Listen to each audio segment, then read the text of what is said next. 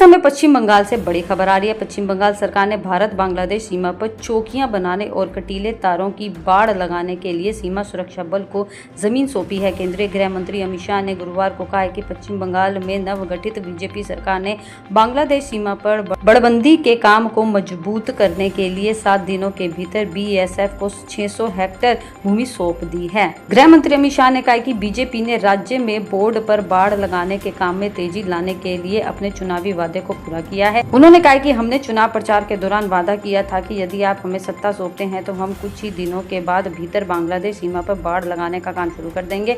उन्होंने पश्चिम बंगाल के मुख्यमंत्री शुभेंदु अधिकारी को बधाई देते हुए कहा कि मैं पश्चिम बंगाल के मुख्यमंत्री को महज 7 दिनों के भीतर बीएसएफ और 600 हेक्टेयर भूमि सौंपने के लिए बधाई देना चाहता हूँ।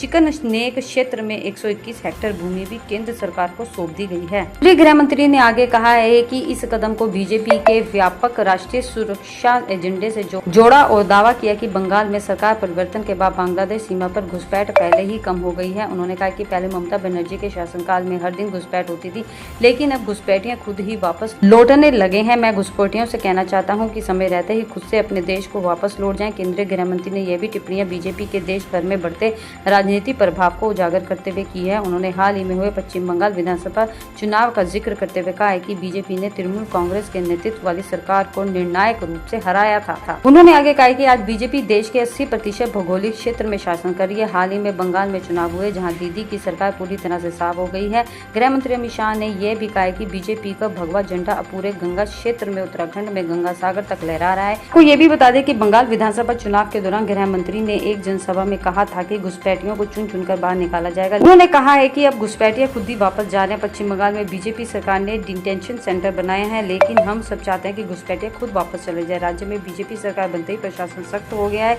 और केंद्र सरकार द्वारा 26 मई को जनसांख्यिकी परिवर्तन पर उच्च स्तरीय समिति का गठन होते ही घुसपैठिया भारत से भागने लगे हैं। भारत में अवैध घुसपैठियों और जनसांख्यिकी परिवर्तन की राजनीति पर सख्त कार्रवाई का दौर शुरू भी हो चुका है। शुभेंदु अधिकारी की सरकार ने घुसपैठियों के खिलाफ कड़ा कदम उठाया है और घुसपैठियों के लिए डिटेंशन सेंटर बनाए गए हैं।